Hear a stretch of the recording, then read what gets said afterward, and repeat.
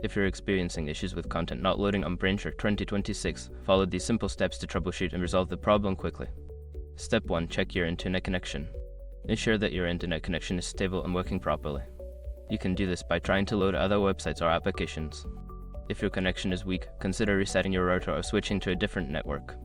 Step 2. Clear browser cache. Sometimes, a full cache can cause loading issues.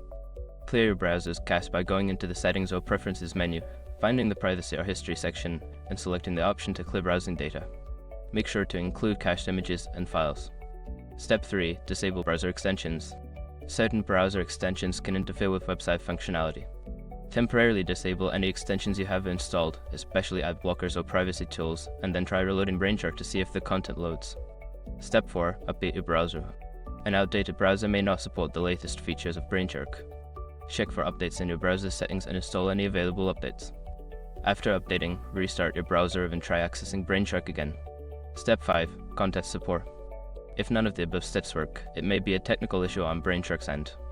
Reach out to their customer support for assistance. Provide them with details about the issue and any troubleshooting steps you've already taken.